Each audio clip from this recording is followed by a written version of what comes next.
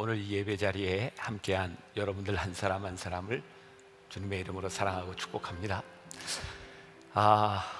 제가 어제도 울지 않으리라 결심을 하고 올라왔는데 여러분들이 마스크 이렇게 끼고 예배 드려야 되니까 우리 잠깐만 한번 벗어보세요. 얼굴 좀 봅시다.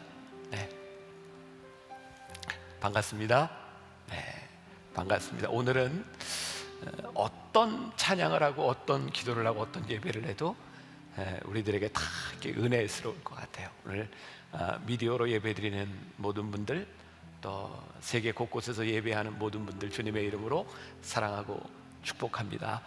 여러분들에게 많이 죄송한 것은 이렇게 예배드리도록 오프라인 예배를 이렇게 오픈을 했는데 바로 마감이 돼서 많은 분들이 오지 못했어요. 다음 주에는 조금 더 이렇게 자리를 좀 만들어서 오늘보다는 좀 많은 분들이 참여할 수 있도록 해보려고 합니다. 여러분들 주중에 유튜브를 통해서 이렇게 알림을 통해서 여러분들에게 안내가 가니까 꼭 기억하고 계시다가 이렇게 지금 신청하셔서 이 예배 가운데 나올 수 있는 분들, 가장 이렇게 갈급한 분들이 먼저 나올 수 있으면 좋겠습니다. 오늘부터 시작해서 아프니까 복음이다 라고 새로운 시리즈 말씀이 시작되고 있습니다. 여러분들이 온라인 상에서 함께 묵상글을 나눌 수 있도록 여러분 앱을 통해서나 또 혹은 홈페이지를 통해서 여러분들이 이렇게 들어가시면 함께 나누고 묵상글들을 볼 수 있습니다. 잘 활용하시면 좋을 것 같고요.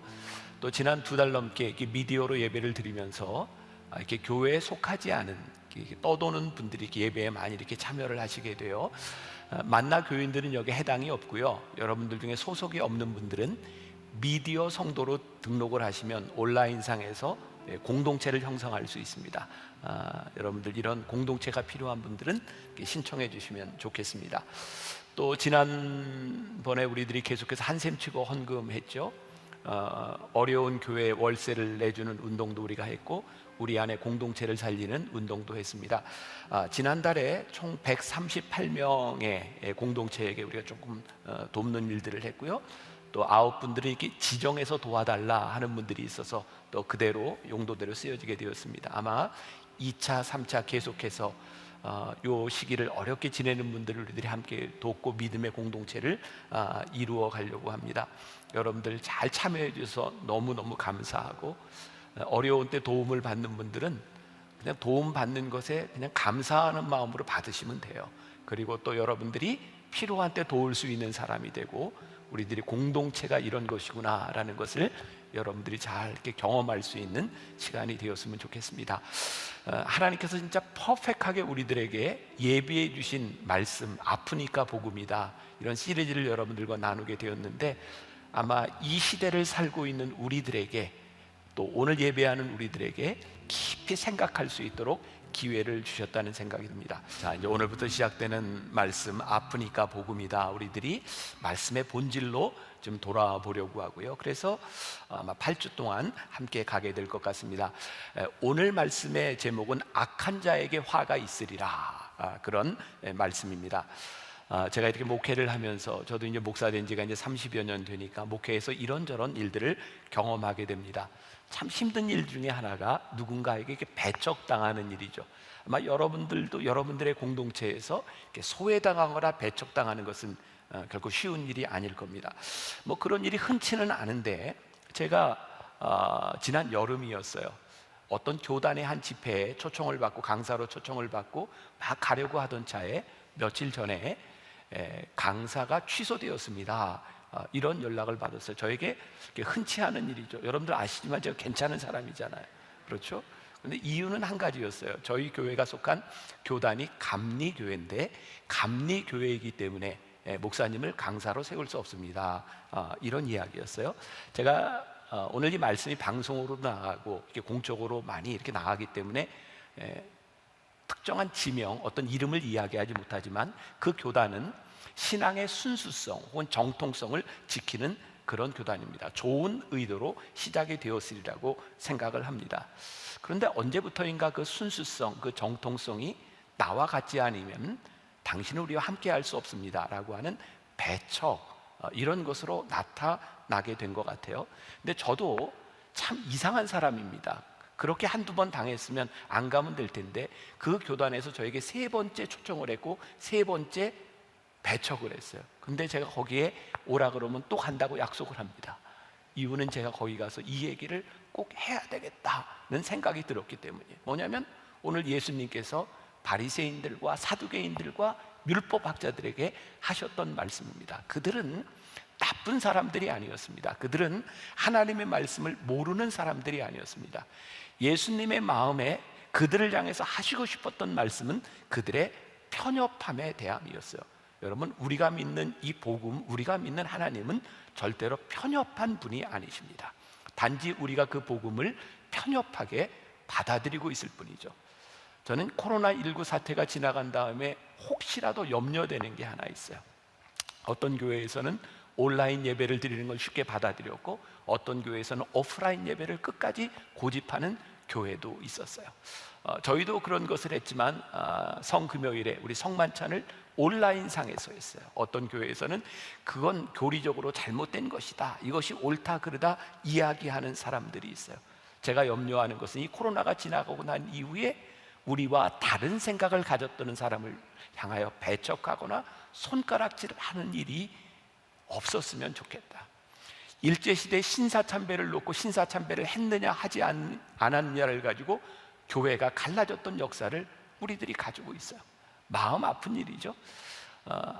하나님의 마음으로 본다면 예수님은 우리들에게 어떻게 말씀하실까? 이런 복음의 본질에 대한 부분들을 우리들이 앞으로 8주 동안 함께 나누어 보는 그런 시간들이 되었으면 좋겠습니다. 그래서 짧은 구절들이지만 성경을 좀 이렇게 깊이 보면서 여러분들과 함께 나아가려고 합니다. 오늘 우리가 읽지 않았지만 마태복음 23장 1절이 이렇게 시작하고 있습니다. 성경에 표시를 해도 좋습니다. 이에 예수께서 무리와 제자들에게 말씀하여 이르시되. 자, 여러분들이 성경을 볼 때 아주 중요한 관점이 있는데요, 이 말씀이 누구를 향해 하고 있는가를 우리들이 알아야 합니다. 근데 오늘 말씀해 보니까 예수께서 무리와 제자들에게 말씀하셨다 이렇게 되어 있어요. 어떤 말씀은 예수님께서 제자들에게 하신 말씀이 있습니다. 그리고 불특정 다수에게 하신 말씀도 있어요. 이 말씀은 무리와 제자들에게 하셨다라고 되어 있어요. 그리고 오늘 말씀을 이해하는데 아주 중요한 것 중에 하나죠. 제가 여러분들이 성경 말씀을 읽고 묵상할 때 접속사에 주의해야 된다, 이런 말씀을 제가 계속 드립니다. 말씀이 이렇게 시작하고 있어요. 이해, 이게 뭘까? 영어 성경에는 then이라고 되어 있는데 그래서 이렇게 되어 있으면 이전에 무슨 일이 일어났는가를 알아야 이 말씀을 이해하는데 도움이 되겠죠. 그래서 마태복음 22장을 보면 예수님께 나와서 예수님을 시험했던 바리새인들, 사두개인들, 율법학자들의 이야기가 계속해서 나오고 있어요. 예수님께 부활에 대하여, 세금을 바치는 문제에 대하여, 7 형제가 있었는데 다 죽었을 때 그 형수가 다음 동생에게 결혼하면 부활했을 때 어떻게 되겠습니까? 이런 이야기들을 계속하고 있는데 이들이 예수님께 묻는 이유가 몰라서가 아니라는 거예요. 성경에는 계속 이렇게 나와 있습니다. 예수님을 올무에 걸리게 하려고, 예수님을 시험하려고. 이들은 그들이 가지고 있는 지식을 가지고 지식을 자랑하려고 예수님께 나와 질문하고 있는 것이지 예수님께 배우려 하고 있지 않다는 거예요. 여러분 가만히 생각해 보세요. 우리들 주변에 참 강단에서 이런 표현하기 참 그렇지만 재수 없는 사람들이 있잖아요. 지금 떠오르는 그 사람 기죠? 어떤 사람 재수 없어요? 잘난 척하는 사람. 그럼 지식이 잘못된 건 아닌데요, 그 지식을 가지고 교만하게 잘난 척하는 사람을 보면 그렇게 기분 좋지 않습니다. 예수님께서 지금 무섭게 질책하고, 이제 오늘부터 계속해서 화 있을진저, 예수님이 그렇게 무섭게 얘기하셨거든요. 화 있을진저. 이 사람들의 잘못이 무엇이냐면 이들이 가지고 있는 지식에 대한 문제가 아니라 그 지식으로 인하여 교만한 것에 대하여 예수님께서 계속해서 말씀하고 있는 거예요. 어쩌면 오늘 예배를 드리고 있는 우리들 가운데 굉장히 중요한 말씀이 될 수 있는데요, 우리가 신앙생활을 오래 하면 오래 할수록 우리들에게는 신앙에 대한, 성경에 대한 지식들이 쌓여갑니다. 그런데 그 지식이 하나님의 마음을 가로막는 것이 우리들의 신앙이 얼마나 무서운 것인가를 말씀하고 있는 거죠. 우리가 반면교사라고 하는 말을 많이 들어봤을 거예요. 제가 말씀을 준비하다 보니까 이 반면교사라고 하는 말이 처음 쓰인 게 1960년대 중국 문화대혁명 때 마오쩌둥이 처음으로 이 말을 사용했더라고요. 문화대혁명을 일으키면서 부정적인 것이 우리들에게 도움이 될 수 있다, 긍정적으로 보자, 이렇게 썼던 말이더라고요. 한자 수거의 타산지석하고도 좀 비슷한 의미일 것 같아요.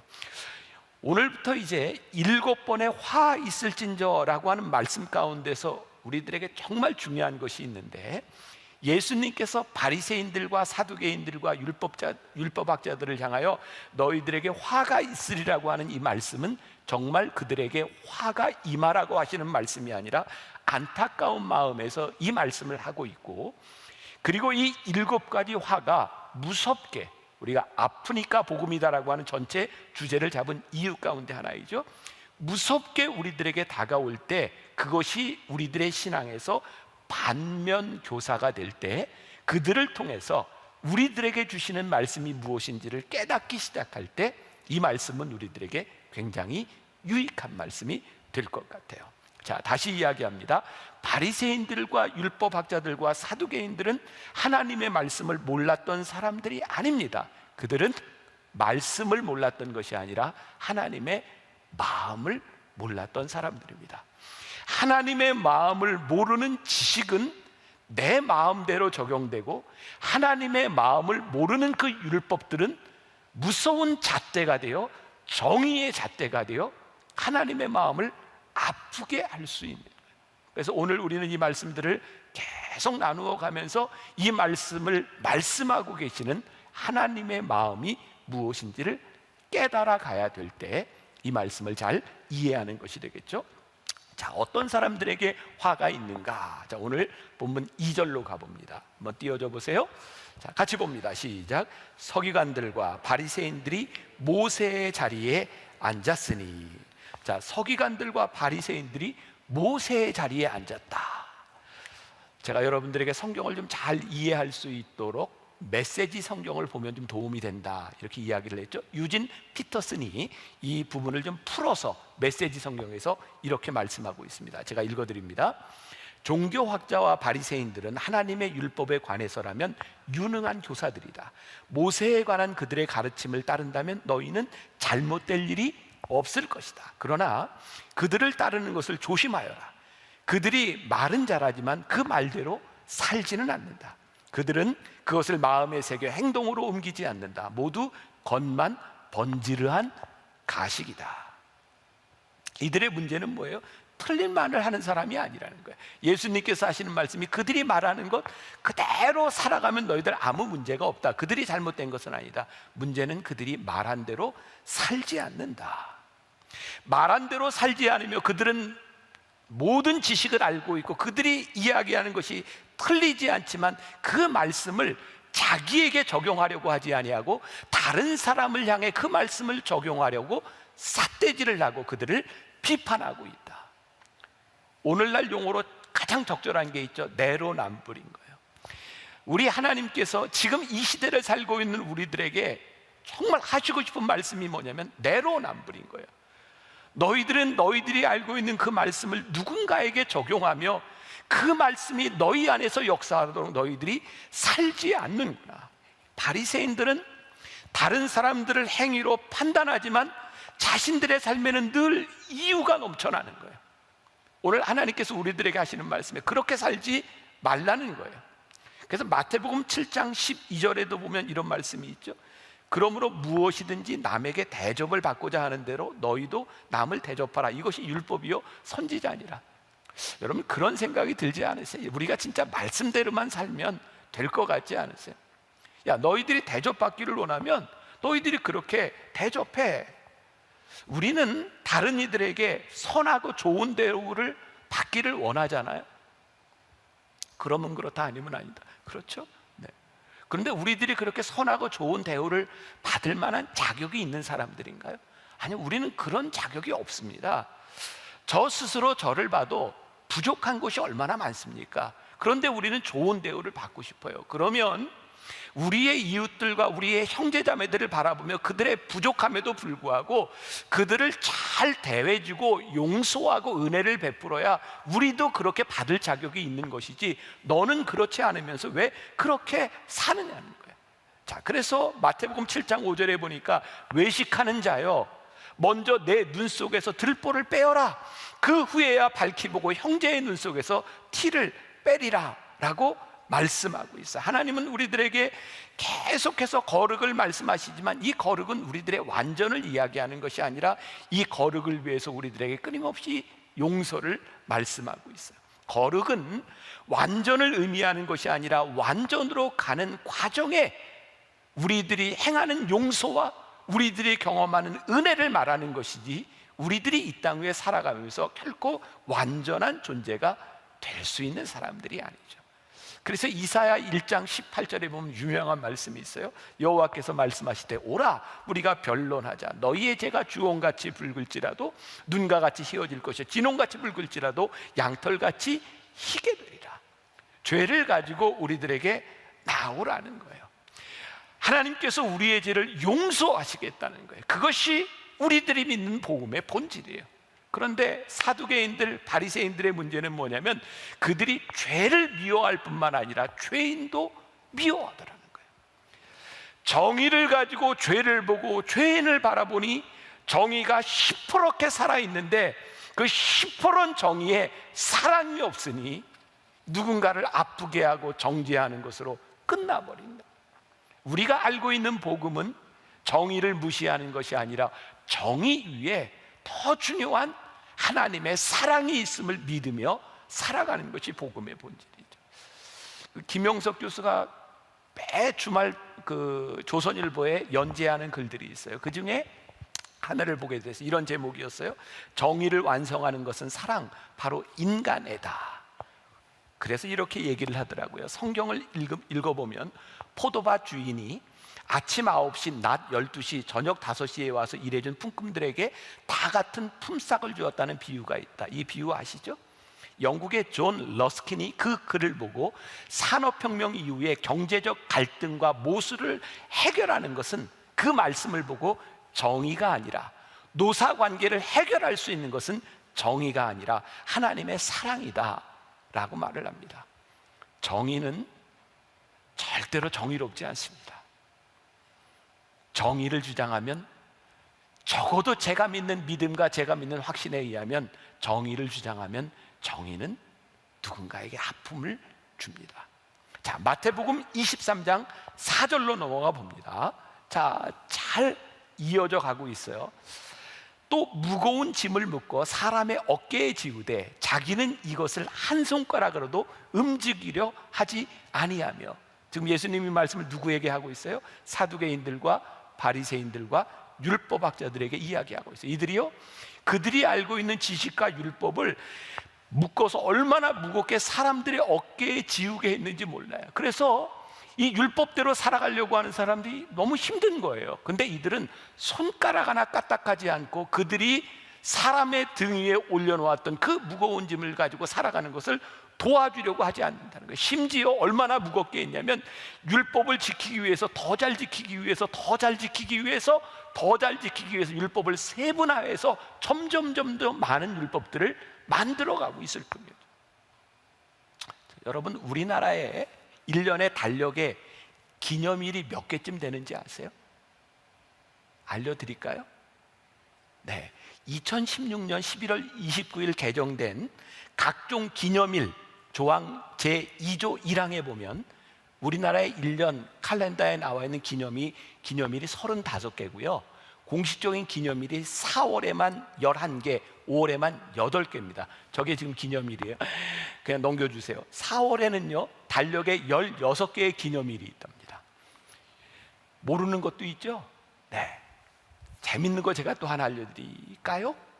네, 여러분 2월 14일이 무슨 날이죠? 발렌타인데이죠. 3월 14일은 화이트데이입니다. 발렌타인데이에도 선물을 못 받고 화이트데이에도 선물을 못 받은 사람들을 위해 4월 14일이 무슨 날인지 아세요? 블랙데이입니다. 선물 못 받은 사람끼리 모여서 짜장면 먹는 날, 그게 블랙데이입니다. 점점 많은 날들을 만들어가고 있어요. 어린이날, 스승의 날, 많은 날들이 만들어지고 있어요.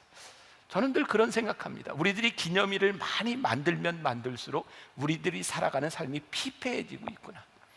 이 기념일을 만들지 않으면 지키지 못하는, 어쩌면 법이 많아지면 많아질수록 우리는 무법한 곳에서 살아가고 있구나. 예수님께서 우리들의 삶에 아주 핵심적인 것을 말씀하고 있는데, 너희들에게 중요한 것은 법을 만드는 것이 아니고 법을 지키는 것이 중요한 것이 아니라 그 법을 주신 하나님의 마음이 너희들 가운데 있을 때에 우리들이 자유함을 가지고 하나님의 사랑을 알게 될 터인데, 우리들은 자꾸 누군가를 비판하고 지적하고 있다. 지난해에 저는 이 이스라엘 사람들의 율법, 바리새인들, 사두개인들, 이들이 살아가는 삶을 저는 진짜 몸으로 경험을 했거든요. 여러분들 올해였나요? 지난해였나요? 우리 예배 드리면서 우리 시편을 가지고 우리 뮤직비디오 만들어서 했던 거 기억나시죠? 그때 이스라엘 성지에 우리 M 클래식 팀이 함께 갔습니다. 그런데 그 기간 중에 제 생일이 꼈었어요. 그러니까 여행 중이니까 전혀 아무 생각을 하지 않고 있었는데, 제가 저녁을 먹고 제 방에 들어갔다가 깜짝 놀랐어요. 들어갔는데 우리 M 클래식이 깜깜한 데서 연주를 시작한 거예요. Happy birthday to you. 그리고 저를 위해 깜짝 파티를 이렇게 만들어줬어요. 그런데 이왕이면 우리 교인들이 다 있는 식당에서 파티를 할 것이지 왜 제 방에 들어가서 했냐고요. 근데 들어보니까 그날이 안식일이었는데, 그 호텔 지배인에게 이렇게 물어봤더니 사람들이 있는 곳에서 연주를 하면 일이고, 그래서 안식일을 범하는 것이고, 사람이 없는 곳에서 연주하는 것은 괜찮다고 해서 식당에서 그걸 못하고 제 방에 와서 연주를 했다는 거예요. 게다가요, 그날 제가 깜짝 놀란 건 오후 5시가 됐는데 그 예루살렘에 차들이 막 나오면서 빵빵빵빵 경적을 울리면서 오후 5시에 쫙 나오는 거예요. 왜냐하면 오후 5시가, 주일날 오후 5시가 되면 안식일이 해제가 됩니다. 사람들이요, 안식일이 해제된 게 기뻐가지고 다 나와서 빵빵빵빵 울리는 거예요. 너무 흥미롭지 않습니까? 안식일이 우리들에게 기뻐야 될 텐데 안식일이 해제되는 게 기쁜 거예요. 하나님께서 우리들에게 주신 이 안식일, 우리들에게 기쁨이 되어야 될 테인데 언제부터인가 이 안식일이 무거운 짐이 되어버린 거예요. 게다가 제가 그날 아침에 엘리베이터를 타고 아침을 먹으러 내려오다가 참 힘들었던 건, 엘리베이터를 제가 잘못한 거예요. 안식일 엘리베이터를 탔어요. 안식일 엘리베이터는 타면 제가 아무리 눌러도 아무것도 작동하지 않습니다. 무조건 매칭 서서 열렸다 닫혔다를 합니다. 왜? 안식일에 이거 누르면 일이니까.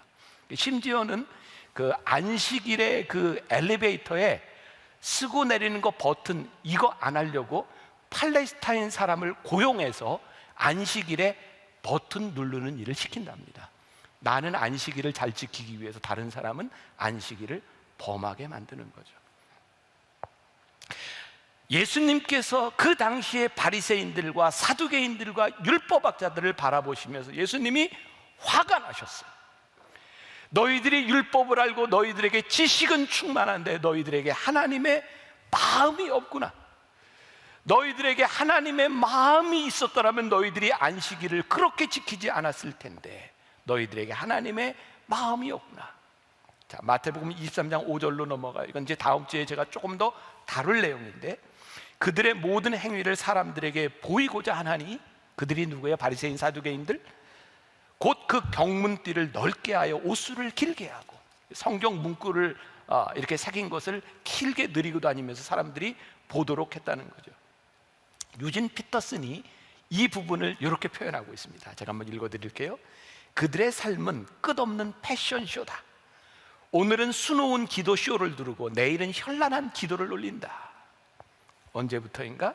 그들의 관심이 하나님께 기도드리고 하나님께서 우리들에게 주신 말씀을 읽는 것이 아니라 그 말씀을 자랑하는 자들이 되어버렸어요. 오늘날로 딱 맞는 표현이 있죠. 관종이 되어버린 거예요. 외적으로 드러나는 모양, 사회적인 지위, 사람들의 평판, 그것이 진실보다 더 중요해진 거예요. 하나님의 말씀의 진리가 우리 가운데 살아있는 것이 아니라 이 말씀을 내가 이렇게 지키고 살아간다고 하는 것을 사람들에게 보이는 것이 더 중요해진 거죠. 이들의 특징을 마태복음 23장 6절과 7절에서 이렇게 말씀하고 있습니다. 자, 같이 한번 볼까요? 시작. 잔치의 윗자리와 회당의 높은 자리와 시장에서 문안받는 것과 사람들에게 랍비라 칭함을 받는 것을 좋아하느니라. 오늘 여기에 그들의 특징이 뭐냐면 회당의 높은 자리에 앉는 것, 그리고 랍비라 칭함을 좋아한다. 자, 오늘 말씀이 무리들과 제자들을 대상으로 말씀하고 있다고 하니까 일반 사람들과 예수님을 따르는 제자들에게 이 말씀을 동일하게 하고 있다는 거예요.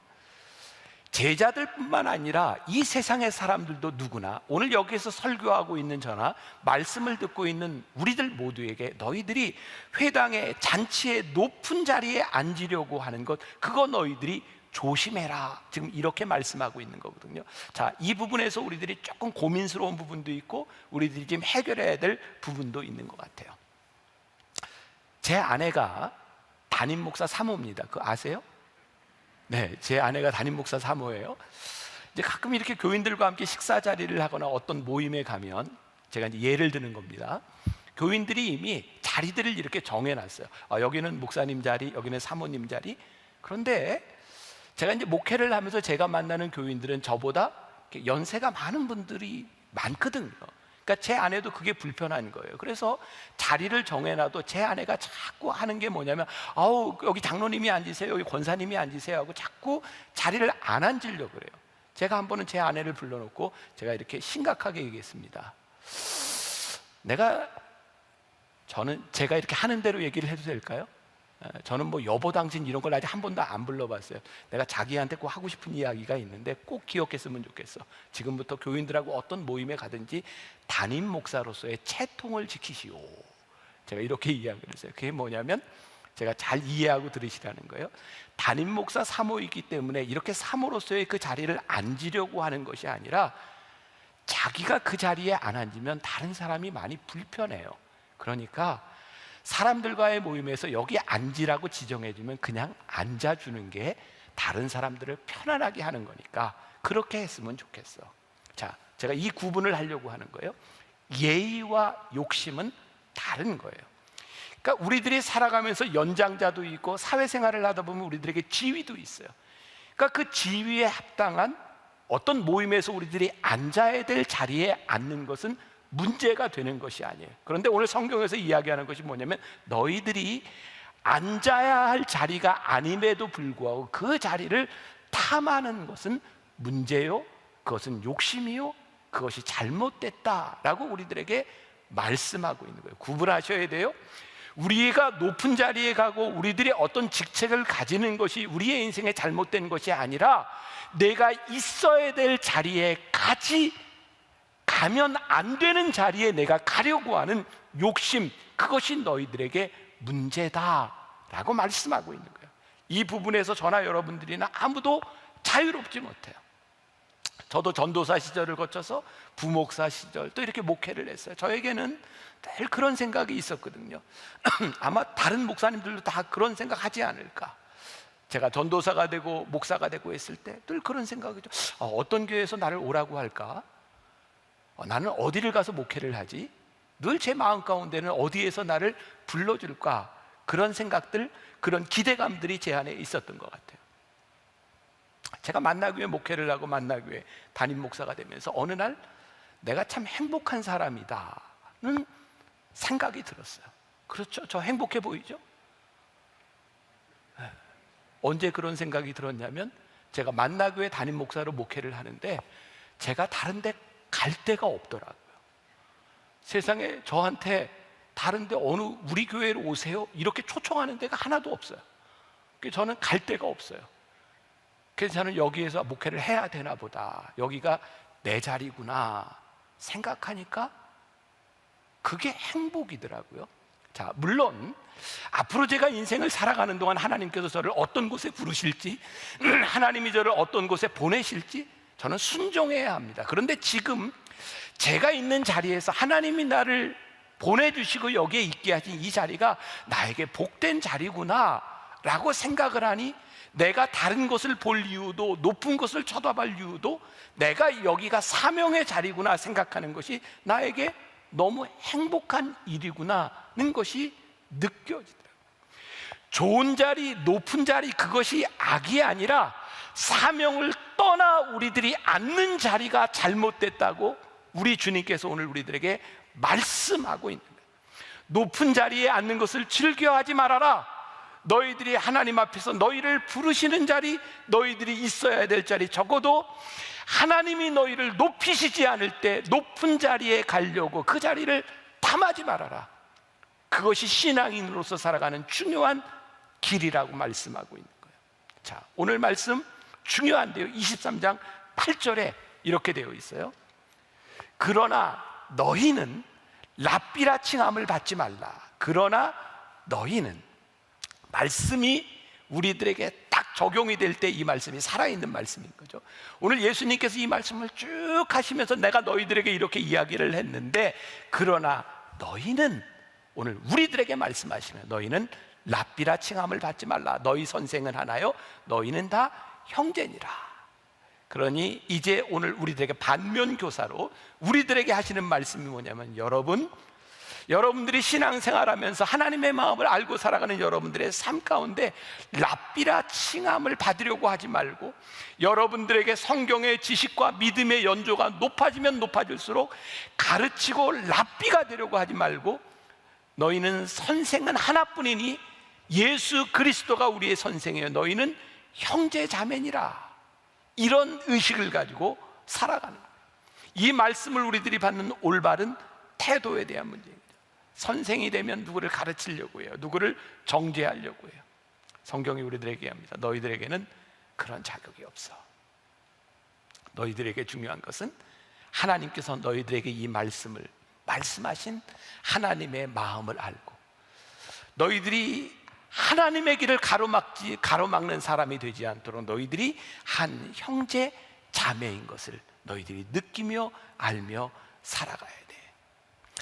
교회 안에는 여러 가지 직책들이 있어요. 여러분, 이것도 우리들이 구별하셔야 돼요. 직책은 괜찮은 건데 이것이 계급 의식이 되는 것은 잘못된 거죠.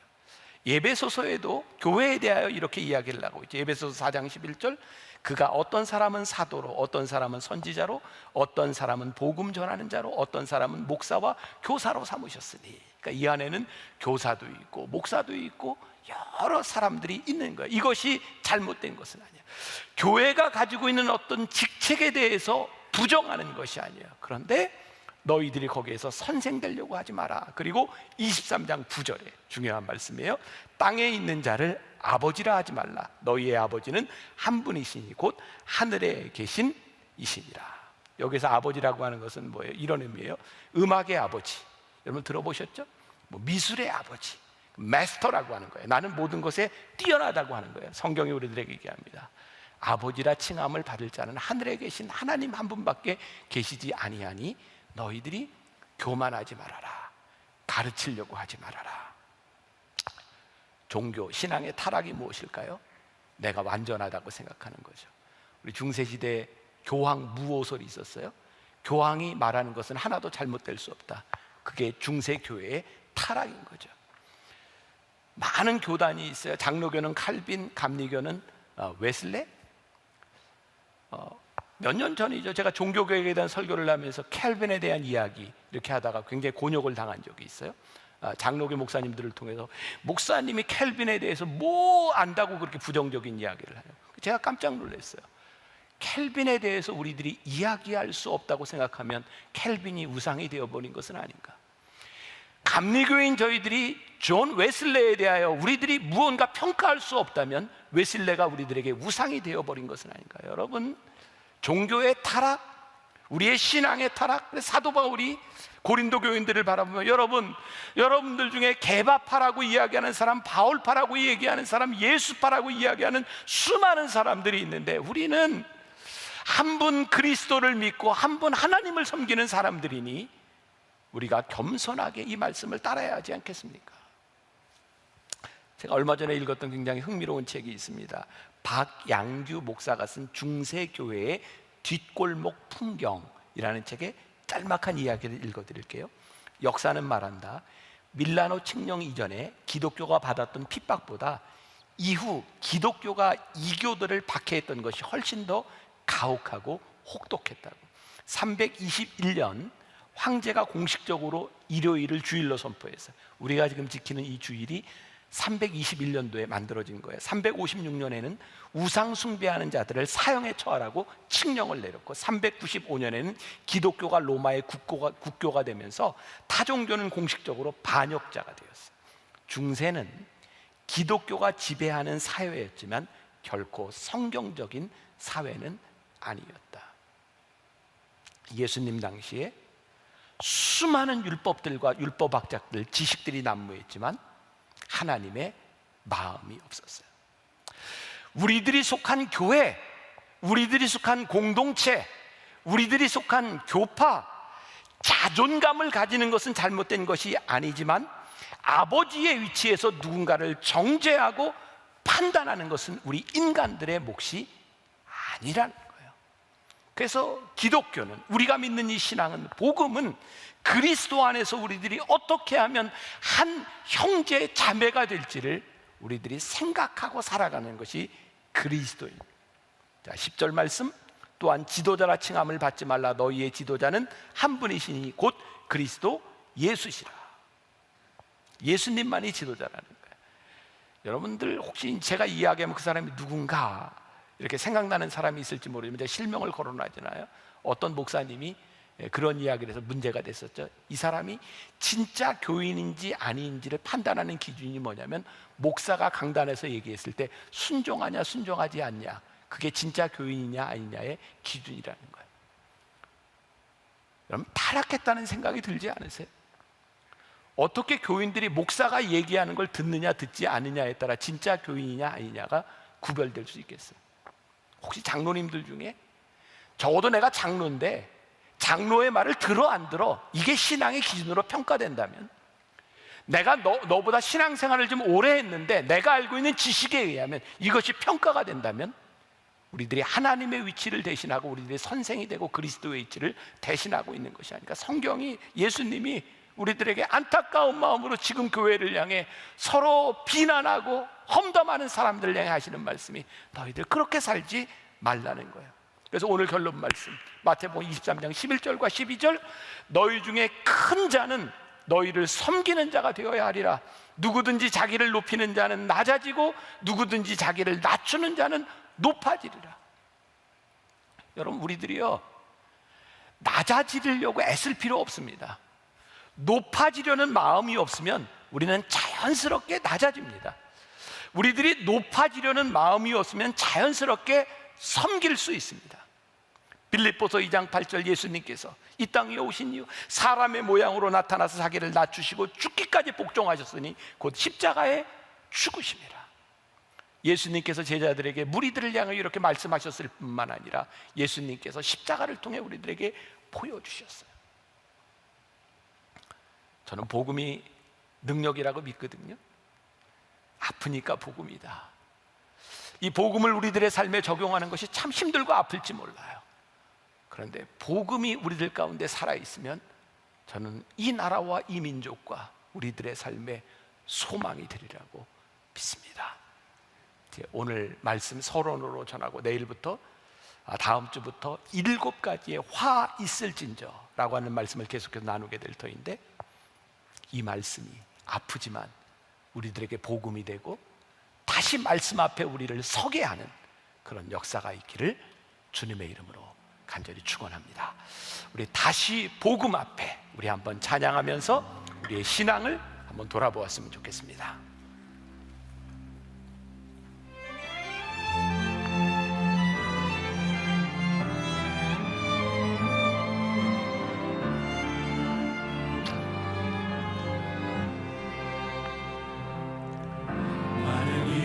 말하고 많은 이들 노래는 하지만 정작 가지 않는 길, 두려운 생각보다 많이 힘들고 험한 길보다 그저 말로만 가려기에 점점 멀어져만 가네. 내게 생겨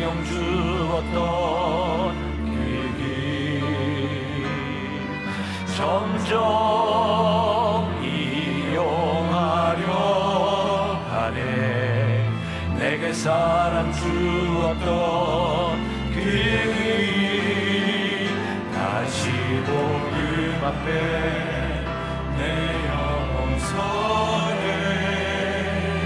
주님 만나 그때 다시 복음 앞에 서는 다시 돌아가 주님께 예배드리며 다시 십자가의 길 걸으리. 다시 복음 앞에 다시 복음 앞에 특별히 우리가 말씀 앞에서 서네. 주님 만난 그때 나 다시 돌아가 주님께 예배드리며 다시 십자가의 길 걸으리. 다시 복음 앞에 다시 복음 앞에 내 영혼 서네. 주님 만나 그때 나 다시 돌아가 주님께 예배드리며 다시 십자가의 길 걸으리. 우리가 다시 성전에서 예배를 드리며 다시 한번 복음 앞에 설 수 있기를 소원합니다. 우리가 얼마나 멀리 말씀에서 멀어져 있었는지, 하나님의 마음에서 우리가 얼마나 많이 멀어져 있었는지, 우리가 하나님의 말씀대로 살아간다고 하는 우리의 지식들이 누군가를 얼마나 힘들게 했는지 다시 복음 앞에 우리들 서게 하여 주옵시고, 다시 복음 앞에 설 때 이 나라와 이 민족과 우리들의 삶의 소망이 있음을 선포하며 믿으며 나아가는 주의 백성들 되게 하여 주옵소서. 특별히 어려운 때를 지나가고 있는 우리 성도들, 이 나라와 이 민족을 위하여 기도합니다. 주님 붙잡아 주세요. 주님 함께해 주세요. 하나님 함께 하심이 우리들의 힘이요 능력임을 고백하게 하여 주옵시고, 오늘도 하나님 앞에 드려진 귀한 예물들이 하나님 나라를 위하여 잘 쓰여지도록 축복하여 주옵소서. 지금은 우리 주 예수 그리스도의 은혜와 하나님 아버지의 무한하신 사랑과 성령의 인도하심이 다시 복음 앞에 서는 것, 그것이 능력임을 믿으며 나가는 당신의 사랑하는 모든 백성들 위해 지금부터 영원까지 함께 하시기를 간절히 축원하옵나이다. 아멘.